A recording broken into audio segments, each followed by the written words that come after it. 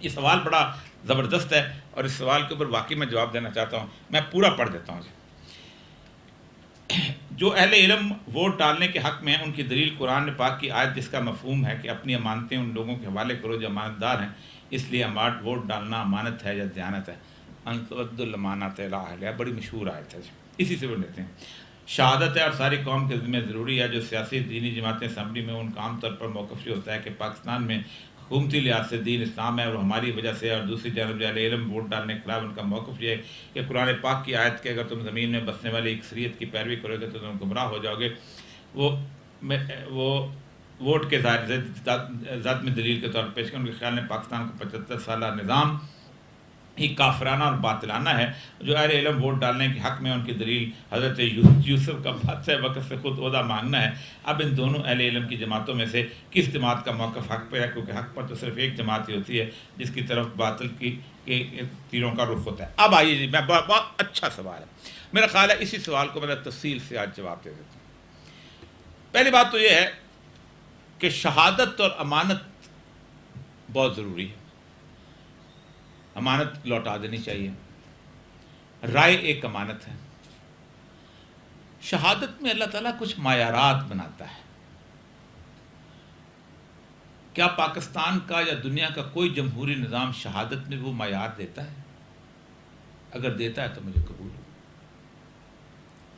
شہادت کے بارے میں کہا گیا کہ بازار میں کھانے والے کی گواہی قبول نہیں ہے کیونکہ سنت پہ عمل نہیں کر رہا. اصل بازار میں کھانے سے منع فرمایا. ہم لوگ کھاتے ہیں، میرے جیسا بندہ بھی کھاتا ہے. بازار کھانے پینے کی جگہ نہیں ہے، مقام نہیں ہے، مت کھاؤ. بازار کا قرض ہے تمہارے اوپر. بازار میں جتنی دیر رہو نیچی نہ دیں. سب سے بدترین جگہ بازار ہے. تو کیا ہم بازار میں کھانے والا ووٹ دیتا ہے کہ ہم تو پارٹی کرتے ہیں بازار میں ووٹ کے لیے لینے کے لیے. ہم تو بازار میں نان چھولے کھلاتے ہیں اس کو. پہلی بات یہ ہے کہ ووٹ دینا امانت ہے، لیکن صاحب امانت، میں نے ہمیشہ کہا ہے کہ آپ ایک الیکشن سسٹم بنا سکتے ہیں اور بڑی آسانی سے بنا سکتے ہیں اگر آپ نے واقعی کرنا ہے کہ ایک آدمی جس کو ایک سٹینڈرڈ بنا دیں کہ یہ شرائط ہوں گی تو آپ وہ بندہ ووٹ دے سکتا ہے، یہ شہادت دے سکتا ہے. مثلا آپ نے ایک شرط رکھی ہوئی ہے کہ ہر آدمی 18 سال کا ہوگا تو ووٹ دے گا. یہ شرط ہے نا جی. کیوں رکھی ہوئی ہے؟ جس 18 سال کا آدمی جو ہے وہ بہت ذہین ہو جاتا ہے. ٹھیک ہے، 18 سال کے بندے کو ذہین مانتے ہیں. 12 سال کا بچہ اگر ذہین ہو جائے اس کو نہیں مانتے. لیکن 90 سال کا پاگل خانے میں بیٹھا ہوا بھی ووٹ دیتا ہے کیونکہ وہ 18 سال کا ہو گیا ہوا نا بیچارہ. فاتر العقل بوڑھا جس کو کچھ نہیں پتا تو وہ کہتا ہے نہیں چودھری نے ووٹ دینا ہے. بھائی مجھے پتر لے جا، انگوٹھا لوا میرا. تو یہ تو شہادت کا کوئی معیار نہیں. یہ تو اپنے دماغ اپنے مذاق اڑایا اس شہادت کا. اس فالج ہر بندہ، کوئی بندہ فالج چلو فیصلہ کر لے، فیصلے کے قابل نہیں ہوتا.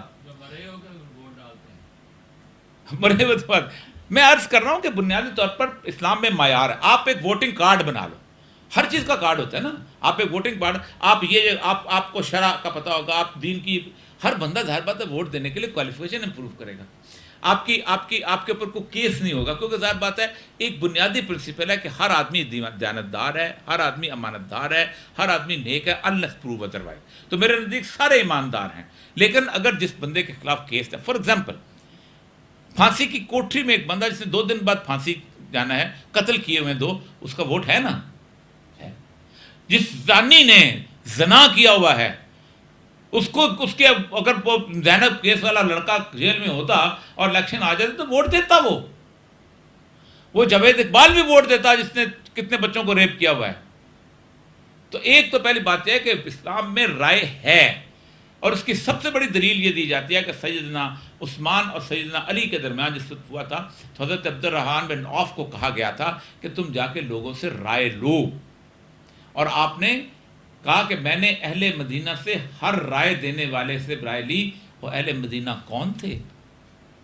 جن کے بارے میں قرآن کہتا ہے کہ تمہارے لیے معیار حق ہے.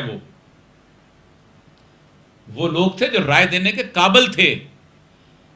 اسی لیے میں کہتا ہوں کہ بنیادی طور پر ہم نے آج جو ڈنڈا پکڑا ہوا نا کہ ہم بڑے دین کے ہیں کہ جس نے کچھ کیا ہم اس کو قتل کر دیں گے، یہ وہ ان صحابہ پہ تھی جس نابینا نے قتل کیا تھا اس عورت کو جس نے رسول اللہ کی گستاخی کی تھی، وہ بذات خود ایک عدالت تھا، کیونکہ اللہ فرماتا، اللہ کے رسول فرماتا ہے الصحابہ کلہم عدول، میرے تمام صحابی عدالت ہیں، میں اور یہ مقبول جان عدالت نہیں ہوں، جہاں کا ایک عام چلتا پھرتا شرابی عدالت نہیں ہے، وہ عدالت تھے۔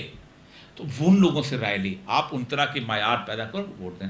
اب آتے ہیں کہ وہ اس کے مخالف جو آپ نے یہ کہا ہے کہ جو دلیل جو اکثریت والی، وہ بالکل ٹھیک ہے، اس لیے کہ رائے دینے کے قابل ہمیشہ اقلیت ہوتی ہے۔ پورے کے پورے مل کے اندر اگر آپ کوئی کام کرنا چاہو تو 4 انجینئر ملیں گے جو کہیں گے یار اس مل کو ایسے چلانا ہے، سارے مزدور نہیں ہوں گے جو رائے دینے کے قابل ہوں گے۔ یہ اللہ نے ایک دلیل بتائی ہے کہ پوری معاشرے میں ہم نے رائے دینے کے قابل کم لوگ پیدا کیے ہیں۔ اللہ کہتا ہے قلیل من الشاکرین، شکر کرنے والے تھوڑے، نعمت کا شکرانہ ادا کرنے والے تھوڑے۔ حضرت عمر رضی اللہ تعالیٰ عنہ ایک دفعہ بیٹھے تھے، اللہ سے ایک آدمی دعا کر رہا تھا، اللہ مجھے تھوڑے لوگوں میں شامل فرما۔ آپ نے کہا یہ کیا کہہ رہے ہو؟ کہا قرآن تو اٹھا کے پڑھو۔ اللہ کہتا ہے سمجھنے والے بھی تھوڑے، عقل والے بھی تھوڑے، شکر والے بھی تھوڑے۔ جب اللہ کہتا ہے کہ تھوڑے ہیں تو پھر رائے دینے والے 100% کیسے ہو سکتے ہیں؟ تو بنیادی طور پر مجھے قطعاً کوئی اعتراض نہیں ہے کہ اگر آپ اس قسم کا کچھ سسٹم بنا لیں کہ اس سسٹم کے اندر رائے دینے کے لیے آپ ایک پل فریج لے لیں، ایک آپ نے شرط رکھی نا 18 سال کی، آپ مزید شرط رکھ لیں، اس کے خلاف کوئی کیس نہیں ہونا چاہیے، وہ بینکرپٹ نہیں ہونا چاہیے، اس کی گھریلو زندگی اچھی ہونی چاہیے، اس نے کبھی جھوٹ نہیں بولا ہو، اس نے کبھی چوری میں نہ پکڑا ہو، اس نے کبھی کوئی اعلان ایسا نہ کیا، اس کی زندگی میں تقویٰ ہو، سب وہ رائے دے۔ اسلام 62 63 ووٹر پہ عائد کرتا ہے، امیدوار پہ نہیں کرتا، ووٹر پہ عائد کرتا ہے۔ ووٹ کر لو، امیدوار نکل آئے گا۔ اسلام میں تو مسئلہ ذرا یہ ہے کہ ووٹ مانگنے والا، اور وہ کہا آپ نے فرمایا کہ جو شخص نے عہدے کی طلب دی اس کو عہدہ مت دو۔ ادھر نعرے چلتے ہیں مولانا فضل الرحمان کے بھی اور سراج الحق صاحب کے بھی، باقی بھی۔ آپ نے رسول اللہ کی حدیث ٹھیک ہے یا آپ ٹھیک ہو، کوئی ایک تو ٹھیک ہے دونوں میں۔ اور دوسری اب جو دلیل آپ نے دی ہے سیدنا یوسف علیہ السلام کی کہ انہوں نے عہدہ مانگا تھا، پوری تفصیل پوری بیک گراؤنڈ دیکھیں۔ پہلی بات یہ ہے کہ سیدنا یوسف جو تھے وہ تو نبی تھے، انہوں نے عہدہ مانگ لیا وزارت کا، تو داؤد علیہ السلام کی طرح بادشاہ کیوں نہیں بنتے ہو؟ اور جنوں کے بادشاہ کیوں نہیں بنتے ہو؟ کہو جنوں سے بھی ووٹ لیتے ہیں۔ پھر قرآن کو کہیں تو تطبیق دو یار۔ وہ بادشاہ کی وزارت کو عہدہ مانگتا، میں اس مسئلے کو حل کر سکتا ہوں، مجھے اعلان دیا، نبی تھے، مامور من اللہ تھے۔ کیا رسول اللہ صلی اللہ علیہ وسلم نے کہ صحابہ نے عہدے مانگے؟ آپ نے تو عبداللہ بن عمر کی مثال تو دیکھیں ذرا سا، اس کو مت رکھنا، طے کر دیا کہ نہیں رکھنا، کہ تاکہ کہیں یہ نہ ہو کہ نسل جو ہے بادشاہ تھے۔ تو پھر سلیمان علیہ السلام والی بادشاہ بھی مانگ لو، پھر جمہوریت کی کیا ضرورت ہے؟ سیدھا حضرت یوسف علیہ السلام تو بیچارے وزیر تھے، سیدھا قبضہ کرو، 4 جن ساتھ لو۔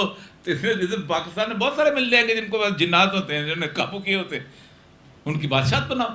تو قرآن کی وہ مثالیں جس کی رسول اللہ کی زندگی کے ساتھ کوئی تعلق نہیں، قرآن کی وہ مثالیں جن کی ہم آپ کی صحابہ کی زندگی کے ساتھ کوئی تعلق نہیں، اس کو ساتھ لے کے کیسے ہم